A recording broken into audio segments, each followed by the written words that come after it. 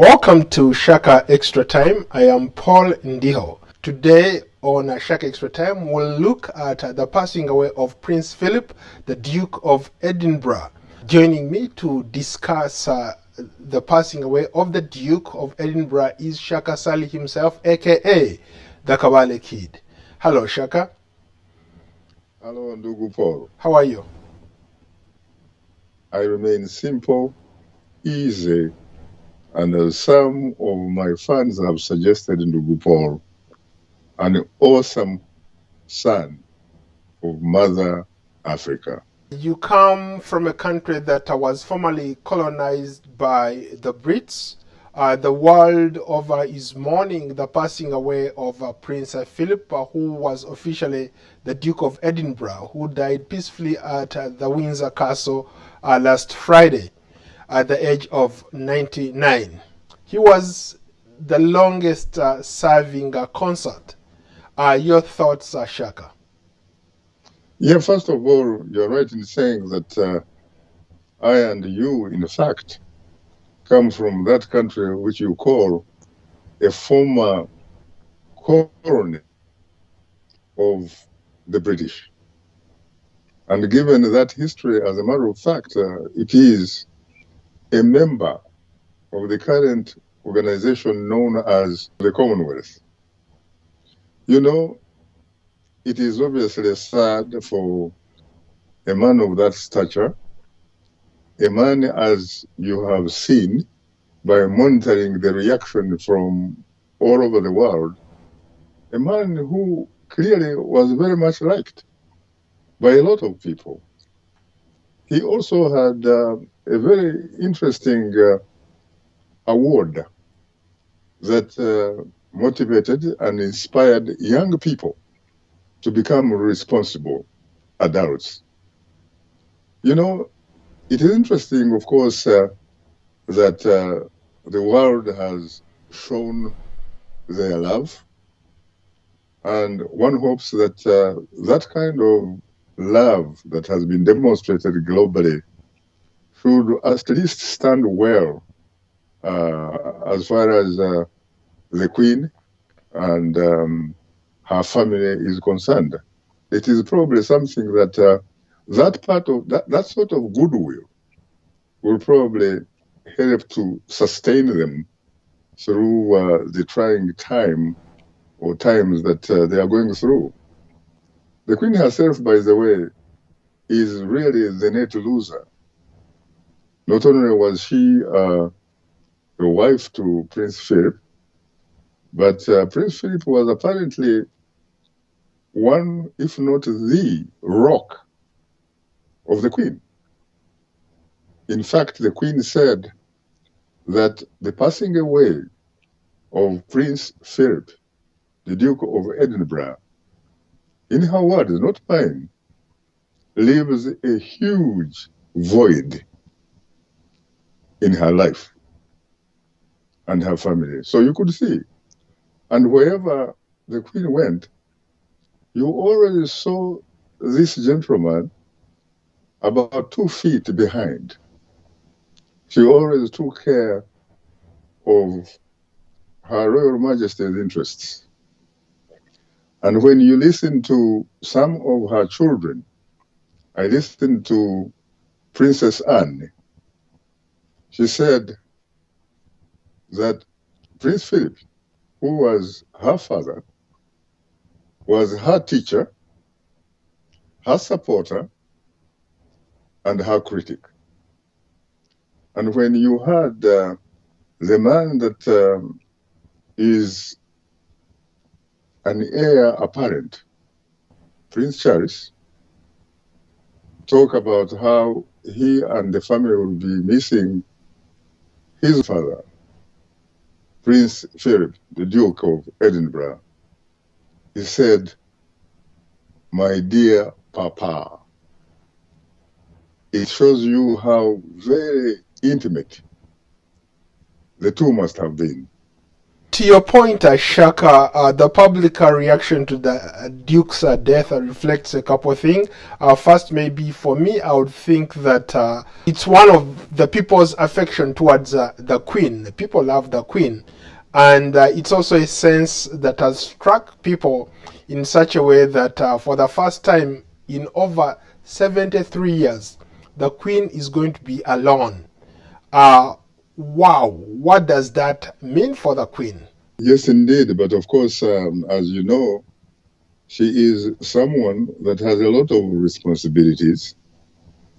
First and foremost, she happens to be the head of state of the kingdom of the United Kingdom. And so her And work is several prepared for other her. countries. There are other countries that are considered. Yes. Like she's also a head of state, for example, of Canada, of Australia, of New Zealand, and some Caribbean, islands. And so she will be very busy, but she probably needs some time, really, so that she can at least get the opportunity to mourn her loss.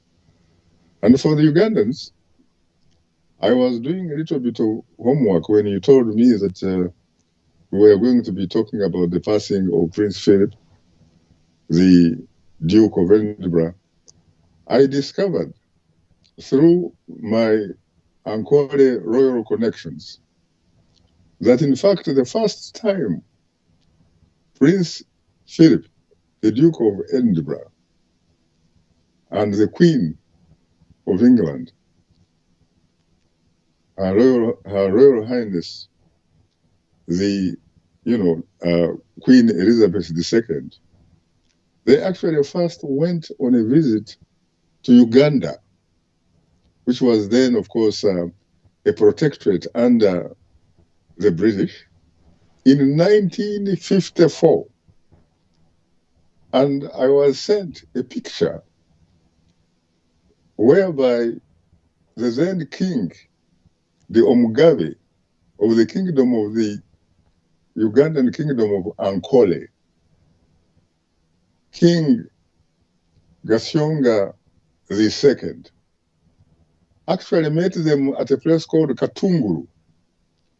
I don't know whether you have been there, but as a high school student, whenever I would be traveling from Kavale to Fort Potro to do some sports with Yakasuro St. Leo's, would stop by Katunguru and buy some of that delicious smoked tilapia and devour it. That's where the king of Ankole met the couple, which had been to the Queen Elizabeth National Park. It's a very beautiful picture. I was looking at it and I said, oh my God. And then, of course, the second time that the couple visited Uganda was, if I remember correctly, in 2007, during the Chogam, which basically means Commonwealth heads of government. And the Queen, obviously being the head of the Commonwealth, had to open the summit and close it. And as usual, Prince Philip was only 2 feet away behind her. So even Ugandans, definitely, from what I have heard, are mourning the passing away of the gentleman and the prince. I call him a gentleman because, by the way, they actually met when they were young at a naval military academy when the young Prince Philip was an officer cadet trying to become a lieutenant in the Navy. That's when they first met, and they liked one another. And eventually, of course, the rest, as they say, is history. Very interesting. Maybe to add a little bit to the point you're making, I think they first met in the 1930s, fell in love in the 1940s, and were married in 1947. which is longer than most people have been alive, and she alone. So it's partly the sense of maybe why a lot of people are so concerned or paying their respects to the Queen. It's been a long, long time. You're talking about a couple that has actually been together for the last 73 years. How many people could claim that, really? Very few people. Very few indeed. I think that we should probably take this moment, really, at least on behalf of Straight Talk Africa and indeed your program, Shaka, etc. Time, to extend our profound and heartfelt condolences on the passing away of the giant, the Duke of Edinburgh. May his soul rest in eternal peace. Thank you, Shaka. Most welcome. What legacy does Prince Philip, the Duke of Edinburgh, leave behind? The Prince established an award. I believe it was in the 1950s. An award whose goal was to help motivate and inspire young people to become responsible adults and leaders. I think that clearly is one of his major legacies. On top of that, you could see the reaction, the global reaction. He was a gentleman, or an officer and a gentleman. He was a man who served, for example, during the Second World War. He commanded a ship in the Navy. He was a man who clearly loved serving his people.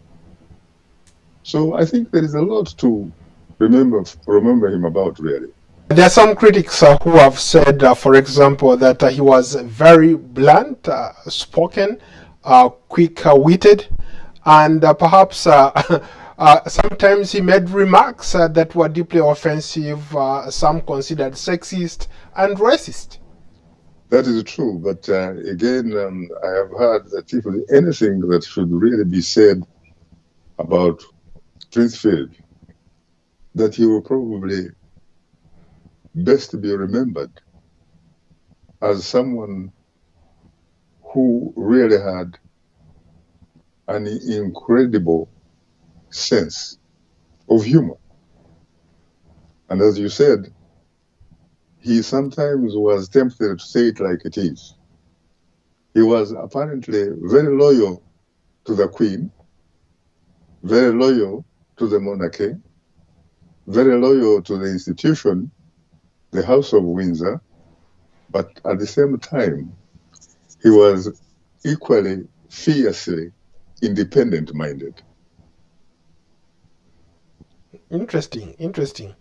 One might ask, how could anybody possibly have all those types of qualities, and how do you reconcile them? But Ndugu Paul, I have learned along my journey that all of us human beings that you see, we are merely mortal. And that in fact, one could arguably say that we are composites of contradictions. Interesting. Let's talk about the British monarch. A lot of people have suggested that it's an institution that has failed to reform, that it's an institution that has outlived its usefulness, to the extent that some people, even more recently, one of their own, Meghan Markle, the wife of Prince Harry, called them out and said that the monarch has not changed for a very long time. They're still operating as if this was the 19th century. Your reaction? Well, for an institution that has obviously lasted that long, an institution that has weathered the different political winds, one should not be surprised that there are mixed reactions, really. You are right in saying that there are many people who probably think that the institution has outlived its usefulness, that is probably unnecessarily costly. But there are equally many people who actually think that if there is anything that still makes the British proud, it is the monarchy. As a matter of fact, the Queen is supposed to be very, very much liked across the kingdom. The only other person probably that surpasses the love and popularity she enjoys in the United Kingdom is probably her late mom, the Queen Mother, was very, very fondly liked. And they say that when it comes to tourism, the Queen or the monarchy contributes enormously to the exchequer of Britain. So, you know, when you talk about reforms, in fact, on the contrary, that institution has survived largely because it underwent a surgical sort of reform long time ago, to the extent that even though it is known, the government in Britain is known as Her Majesty's government, it is a constitutional monarch where the Prime Minister, who is elected by the people, is the head of government. He is the person that runs the day-to-day things that matter in Britain. But the Queen is also equally symbolically very, very significant.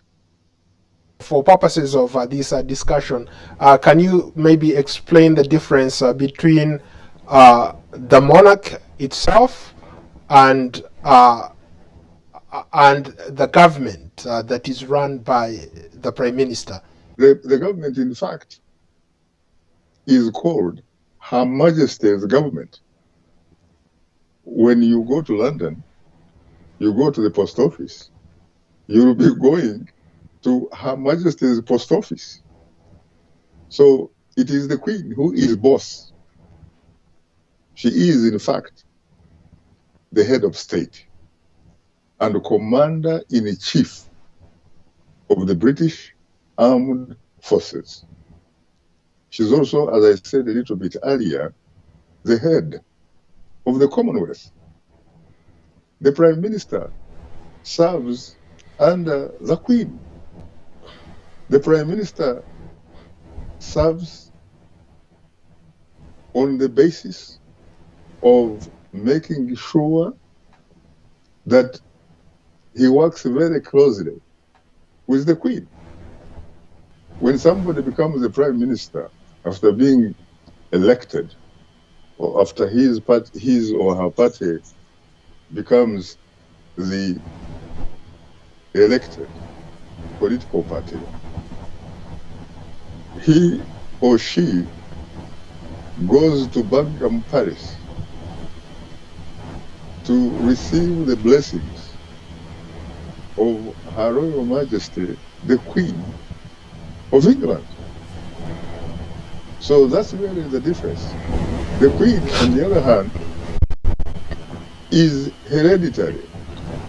She does not need to run for elections. It's an institution that has been around for centuries. As we talk, the heir apparent is Prince Charles. If anything should happen to the Queen, it is Prince Charles who would be expected automatically to step up to the plate. And after Charles, there is Prince William, Charles's eldest son. So there is that kind of pecking order. It is a position that the members of the House of Windsor do not have to campaign for, or do not have to navigate and negotiate for. They are entitled. I've been avidly watching the news, listening to different pundits, a lot of analysts weighing in. And one of the things that was fascinating to me is how Prince Philip wants to be buried. He doesn't want a formal burial. When you think about it, this is somebody who, for almost all his life, he has been part of these huge celebrations. And he doesn't want a huge celebration for his send-off. What a story. I think that is what is, if that is not what is called humility, then what is humility? I am reminded, in fact, of another very important personality who was a global figure. He was actually the Pope. I remember he died during a time when George W. Bush was president of the United States. Pope John Paul, remember, Yes. he had left a will that he should not be buried with the pomp, pageantry, and circumstance. He did not, in fact, want to be buried in an expensive casket. He wanted really to be buried in a manner that symbolically reflected simplicity. And I thought that he was a great pope. In fact, he was the pope of the people, wasn't he? Maybe one could argue that the current pope is even more a man of the people. This one seems to be closer to the people than all the previous popes. That is true, but guess what? Pope Francis. Pope Francis stood on the shoulders of Pope John Paul II, was it? Yes. Yeah, he stood on his shoulders and make it look so human. As a person who has studied history very closely, what would you say was the single most important achievement the monarch has achieved this far? I think for holding the dignity of England and indeed the United Kingdom together. This is a very ancient kingdom, for actually their kingdom having survived. When you look at history, there are so many of their former peers, like in France, like in Russia, and in a lot of other European countries. And by the way, a lot of those monarchs, you'll be surprised, they were almost all related. They married from each other's families. Yes. As a matter of fact, Prince Philip was actually born in Greece. Yes. The other day when Prince Philip died, I had been listening to all these eulogies coming from all, different directions of the globe. And I happened to have a conversation with the Straight Talk Africa and the Shaka Exeter Time producer, Zoe Laudaki, the person that I affectionately regard as the goddess of life itself. And she fires back by saying, the seeker of the truth. And I told her that as the seeker of the truth, I think that Prince Philip may arguably be the single most important export in modern Greek history. And she laughed. And then you talk about France. France, you know as well as I do that they had a great monarchy, to the extent that a lot of politicians and a lot of academics and critics always refer to this great king in French history, Louis XII, the man who would say, "L'État c'est moi, I am the state, and the state is me." He's gone. You go to China, the same thing. But one could make the same argument about the British monarchy, saying that I am the state and the state is me. Those guys have taken the Brits for granted. No. As a matter of fact, the reason they are still around is largely because they had to figure out a way of accommodating the changes that must occur. You remember, when you talk about the Magna Carta, the Great Charter, which provides the freedom that we yearn for and what have you, it came about in Britain, largely because they had gone through a period where they could actually behead their king. So they actually were very smart. They became very visionary, so very far.